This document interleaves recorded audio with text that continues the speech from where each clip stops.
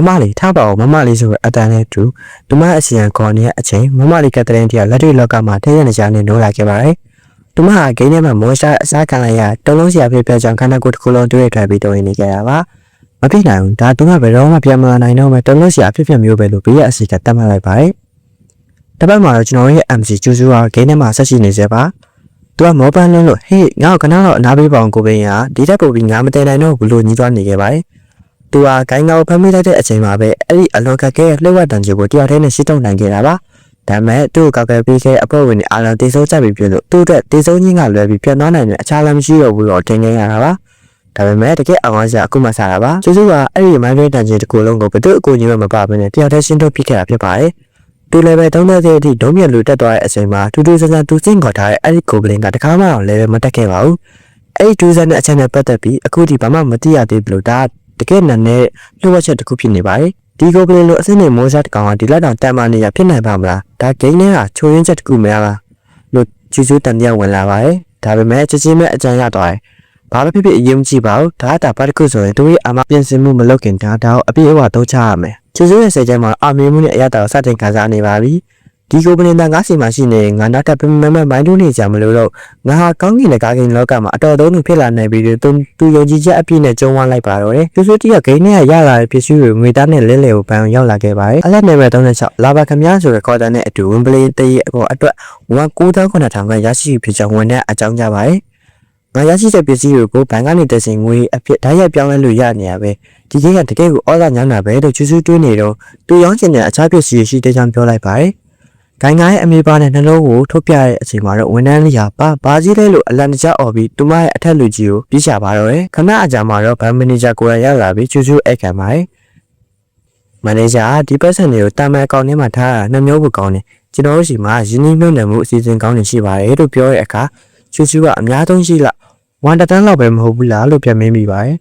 ဒါပေမဲ့မန်နေဂျာရဲ့ဖေကကျူးကျူးကိုမှန်တက်သွားစေခဲ့ဂိုင်းငါရဲ့နှလုံးနဲ့အမေပါဒီနေ့ပေါက်စီရဆို1တန်း230တန်မိုးရှိလာပါတယ်ခင်ဗျဒီတည်းညကျူးကျူးတယောက်ပျော်လွန်းလို့သူ့ရဲ့ကိုပလင်လေးကိုဖက်ပြီးမင်းကျေးဇူးကြောင့်ငါအကျွေး10ရာခိုင်နှုန်းဆက်နိုင်ခဲ့ပြီဟေးမင်းလေးတကယ်ချစ်စရာကောင်းတဲ့ကောင်လေးပဲအော်ဟစ်နေမိပါတယ်ဒါပေမဲ့မျိုးထဲမှာကိုပလင်တကောင်ကိုလူမြင်ကွင်းမှာထားလို့မဖြစ်တာကြောင့်သူကပြန်ဖြတ်ဖို့ကြိုးစားပေမဲ့ထူးထူးဆန်းဆန်းကိုပလင်ကပျောက်မသွားပဲကျူးကျူးနောက်ကတကောက်ခေါက်လိုက်နေပါတော့တယ်လမ်းမပေါ်မှာကိုပလင်ကိုမြင်တဲ့သူတိုင်းကြီးစမ်းမျိုးထဲမှာကိုပလင်တကောင်ဘလောက်တော့အကြီးတိုင်ပြီးရုပ်ဆိုးလဲလို့ဝိုင်းရကြပါတယ်အဲ့ဒီအချိန်မှာပဲကိုမျိုးဖြုတ်တုတ်တင်သူဘွဲအမိပေးထားပတ်တန်ဆိုတဲ့လူတယောက်ရောက်လာပြီးဒီမျိုးရဲ့လမ်းမတွေမှာကိုပလင်တကောင်ကဘာလို့လမ်းလျှောက်နေရလဲလို့အော်ဟစ်ကကိုပလင်ကိုတိုက်ခိုက်ဖို့ပြင်ပါတယ်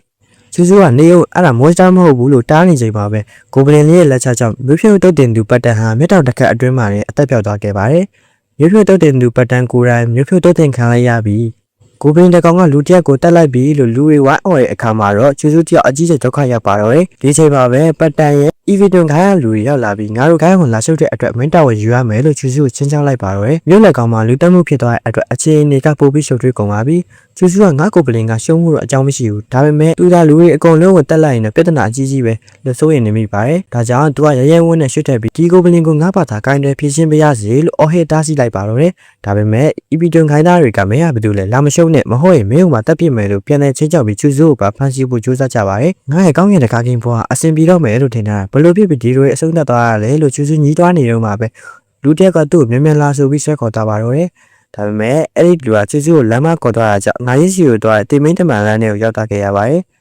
အဲ့ဒီချိန်မှာပဲဂိုလင်ဘီရင်စီကနေမင်းရန်သူတွေကိုတတိလွတ်ဖြစ်အောင်လုပ်ပြီးတိုက်ခိုက်တဲ့ကောက်ချစ်အစင်းလင်းမှုကြောင့်ဂိုလင်ဘီရင်အန်ဟောတင်သွားရပါသည်ဆိုရယ်မက်ဆီတက်လာပါတယ်ကောက်ချစ်မှုဆိုရယ်စကားကြောင့်ချွတ်ချူဒေါသထွက်သွားပါတယ်ပထမတော့ငေါ့အားနဲ့ပြောပြီးအော်တန်းကြပြောအခုတော့ကောက်ချစ်တယ်လားလို့သူရေရွတ်နေတော့မှာပဲအတိတ်ကတစ္ဆာဖောက်မှုတွေကိုပြန်တွေးမိရဲ့ငါအားနဲ့ဆိုပြီးအနေခံရတော့ဒီမိုင်းအဆုံးတက်လိုက်ပြီးအခုကစားပြီးငါတို့ Evidon ခိုင်းကိုအမုန်းချေပြတော့မယ်လို့သူဆုံးဖြတ်ချက်ခံနိုင်မှချလိုက်ပါတော့တယ်တစ်ဖက်မှာတော့ Evidon ခိုင်းရဲ့ထိပ်တီးရဖြစ်တဲ့အမှောင်တို့ရဲ့အောင်ဟော့ပရိယကျဲဝါရဲ့ဆောင်းရည်နဲ့တင်မင်းတမန်ဂျီဟွန်းတို့ဟာစူးစူးရဲ့ကိုပလင်ကိုဝိုင်းကိုတိုက်ခိုက်ဖို့ပြင်နေကြပါတယ်မြို့ဖြိုတုတ်တဲ့သူပတ်တန်ကိုတစ်ချက်တည်းနဲ့တက်လိုက်တဲ့ကိုပလင်ဟာတကယ်ကိုထူးထူးဆန်းဆန်းဆိုတာသူတို့သိထားကြတယ်ကိုပလင်ဟာသူတို့ရဲ့တိုက်ခိုက်မှုတွေလဲလဲကူကူပဲပက်ဖက်နေရအောင်ကြည့်ပြီးသူတို့ရဲ့ကြောက်လန့်စပြူလာတယ်သူ့လိုအစင်းနေမွေးစားတကောင်ကဘလို့လုပ်ပြီးဓာတ်မိတ်ပမာဏတန်းနဲ့ကြီးပြနိုင်ရလဲလို့ဂျီဟွန်းကအန်ဝန်းနေချိန်မှာသူတို့အားလုံးကကိုပလင်တစ်ချက်တည်းနဲ့အပြည့်ရှင်းမှုကိုမိုစကေးကိုအကုန်သုံးလိုက်ပါတယ်ဒါပေမဲ့စစ်စန်စီကနေကြောက်မက်ဖွယ်ရကောင်းတဲ့စာတမ်းတွေတက်လာပါတော့တယ်တိုက်ခိုက်မှုအားလုံးဒီအပြင်းထန်ထိမှန်မှုများဖြစ်သွားပါပြီတိုက်ခိုက်မှုရန်30%တိုးလာသည် ကိုဘလင်လေးဟာသူတို့ရဲ့ scale တွေကိုလှစ်လူရှုပြီးပုံမှုအစွမ်းထက်တဲ့ပုံစံနဲ့သူတို့ပြန်လည်တိုက်ခိုက်ဖို့အဆင်သင့်ဖြစ်နေပါပြီရန်သူတွေဘက်က assassin ကလေးရဲ့အစွမ်းထက်ဆုံး physics scale ကိုအစတင်အသုံးပြုလိုက်ပါတယ်တိုက်ခိုက်မှုတန်20ရာခိုင်နှုန်းတိုးလာသည်လှုပ်ရှားမှုအရှင်အပေါ်မူတည်ပြီးထပ်မံတိုးမြင့်ပေးမိဖြစ်သည်သူတို့ဟာအရှင်အဟုန်ပြင်းပြင်းနဲ့ကိုဘလင်ကိုအပြည့်ရှင်းမှုယုံကြည်ချက်အပြည့်နဲ့ရှိနေကြပါတယ်ကစားချိန်ကိုဆုံးသွားပြီးကိုဘလင်လို့ online သူအပြုံးနဲ့ပြောရင်းသူတို့ရဲ့နောက်ဆုံးတိုက်ခိုက်ကိုဆင်းနွှဲလိုက်ကြပါတယ်ဒါပေမဲ့မြေုံနိုင်စရာဖြစ်ရတဲ့တစ်ခုပေါ်ပေါက်လာခဲ့ပါတယ်အားလုံးဟာ2000တက်ခတ်အတွင်းမှာပဲပြောင်းလဲသွားပြီးတော့ဂျန်ဒူရီယာအကြီးကျယ်တုံ့လောက်သွားကြပါတယ်ဘာလဲဒါမဖြစ်နိုင်တာလို့သူတို့အော်ဟစ်နေတဲ့အချိန်ကိုဘလင်ရဲ့တံပြန်ဆွဲအားပြင်းထန်လို့နေပါတယ်အဲ့ဒီအချိန်မှာ MC ဂျူဆူက ASS လီတန်နဲ့ဂျောင်းဝင်ပြောလိုက်ပါတယ်ဘသူကဘသူ့ကိုတစ်ချက်တည်းနဲ့အပြည့်ရှင်းမပြောနေရလဲမင်းအစင်းအမြင့်ဆုံးရောက်မှအဲ့စကားကိုလာပြောရင်မကောင်းဘူးလားဂျန်ဒူရီယာဒိုင်ယာပြင်းထန်တဲ့မြေပြင်ပေါ်မှာလဲကြရင်ဘာဖြစ်တာလဲမဖြစ်နိုင်တာဒီကိုဘလင်ကတာမန်မိုးစားတစ်ကောင်မဟုတ်လားမြေုံနိုင်အောင်မေးခွန်းထုတ်နေကြပါတယ်သူတို့ရဲ့တန်တရားတွေကိုဂျူဆူကယုံကြည်ချက်အပြည့်နဲ့ဒီလိုပဲအဆုံးသတ်လိုက်ပါတော့အေးဟုတ်တယ်ငါသူ့ကိုစိတ်ခေါ်လိုက်တာ